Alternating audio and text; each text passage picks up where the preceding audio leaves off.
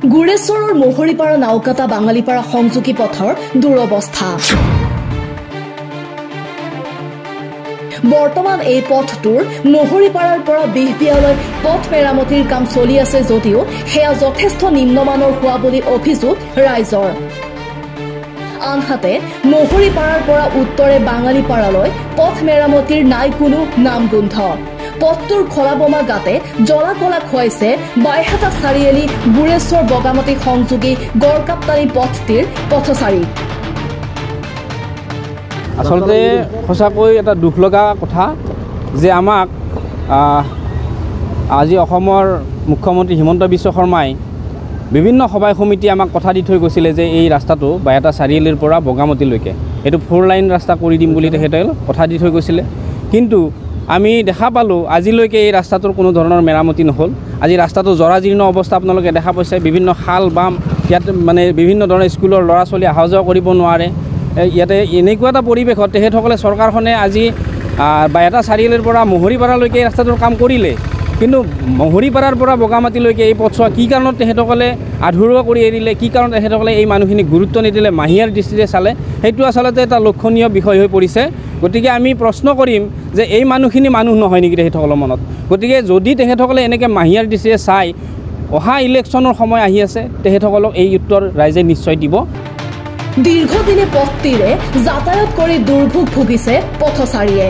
পথত সৃষ্টি হোৱা খলাবমা গাঁত আৰু ধূলিময়ৰ বাবে মৰণ ফান্দত পৰিণত হৈছে পথছোৱা।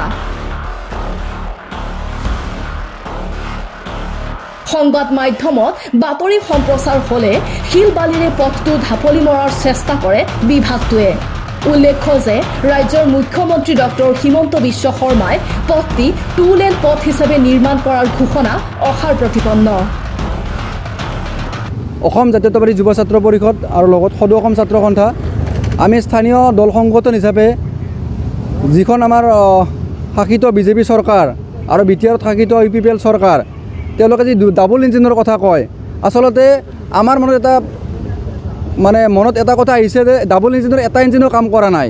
কাৰণ যদি ডাবল ইঞ্জিনৰ চৰকাৰে হ'লহেঁতেন তেতিয়াহ'লে ডাবল ইঞ্জিনৰ ভাল কাম হ'ব লাগিছিল। কাৰণ মহৰীপাৰালৈকে যদি ৰাস্তাটো হয় আৰু মহৰীপাৰা ইফালে আমি কি মানে অসমৰ মানুহ নহয় নেকি? আৰু আমাক মাহিয়াৰ চকুৰে চাই আছে তাৰমানে। কাৰণ আমাৰ এই মহৰীপাৰাৰ পৰা বগামাটিলৈকে এই মানুহখিনিক মানে তেওঁলোকে ভোট বেংক হিচাপে ব্যৱহাৰ কৰে।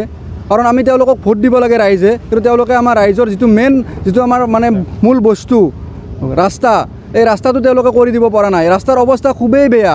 ইয়াত আমি গম পোৱা মতে বহুত মানে বেমাৰী মেডিকেলত নিহত ইয়াত ঢুকায় আৰু মানে মানুহে যেতিয়া স্কুলৰ ল'ৰা ছোৱালী যাব বহুত মানে এক্সিডেণ্ট হয়, দুৰ্ঘটনা হয়। তাৰ ফলত বহুত আমাৰ মানে অঞ্চলত বহুত মানে অপ্ৰীতিকৰ মানে যিবিলাক ক্ষতি হৈ আছে বা এই ৰাস্তাটোৰ কাৰণে মানুহ ভালদৰে অহা যোৱা কৰিব পৰা নাই। বেপাৰ বাণিজ্যই হওক, স্কুলীয়া ল'ৰা ছোৱালীয়ে হওক, কলেজৰ ল'ৰা ছোৱালীয়ে হওক, মানে অহা যোৱা কৰিব কোনো উপায় নাই।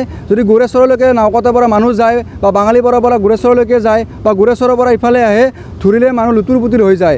মানুহজনক চিনি নাপায় কোন মানুহ এইজন, ধূলিৰে এনেকুৱা অৱস্থা হয়। গতিকে আমি লাজ পাওঁ আৰু চৰকাৰখনে এটা কথাত লাজ পোৱা উচিত।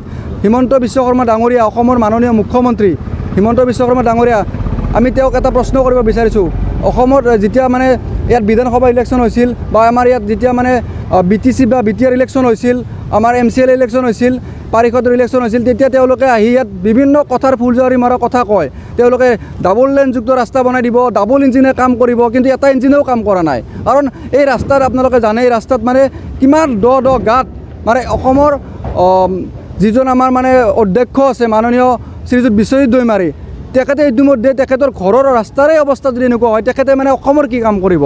আৰু তেখেতে মানে সভাই সমিতি আহি নিজৰ অঞ্চলত মানে বিভিন্ন মানে ৰাইজৰ আগত কয় আমাৰ ৰাস্তাটো এইবাৰ হৈ গৈছে, চেংচন হৈ গৈছে। এনেকৈ কিমান মানুহক ঠগাই থাকিব? আৰু আমাৰ BTR চিফ প্ৰমোদ বড়ো ডাঙৰীয়া, তেখেতে আচলতে কাম কৰিব পৰা নাই। তেখেতে চিফৰ দায়িত্বটো এনেই লৈ থৈ দিছে, কাম একো কৰিব পৰা নাই, কাৰণ ৰাইজে সন্তুষ্ট কৰিব পৰা নাই।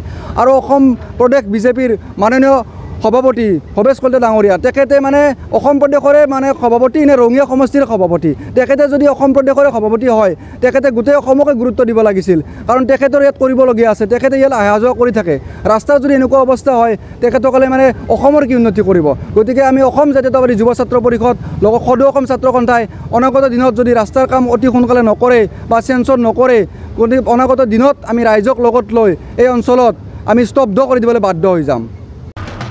ৰাজ্যিক বিজেপিৰ সভাপতি ভৱেশ কলিতা, বিধানসভাৰ অধ্যক্ষ বিশ্বজিৎ দৈমাৰী, বিটিআৰৰ প্ৰধান প্ৰমোদ বড়ো, EM নৰেন্দ্ৰ নাৰ্জাৰী, MCLA পবিত্ৰ কুমাৰ বড়োই কোনো গুৰুত্ব নিদিয়াৰ অভিযোগ আছু আৰু যুৱ ছাত্ৰ পৰিষদৰ। ইপিনে বিটিআৰৰ প্ৰধান প্ৰমোদ বড়োৰ গৃহ জিলাত আৰু বিধানসভাৰ অধ্যক্ষ বিশ্বজিৎ দৈমাৰীৰ গৃহলৈ অহা পথছোৱাৰ এনে অৱস্থাৰ বাবেও ধিক্কাৰ দিছে সংগঠনদ্বয়ে। ইফালে পথটি অতি শীঘ্ৰে পুনৰ নিৰ্মাণ কৰি যাতায়াত ব্যৱস্থা সুচল কৰি তুলিবলৈ দাবী উত্থাপন কৰিছে আছু আৰু যুৱ ছাত্ৰ পৰিষদে।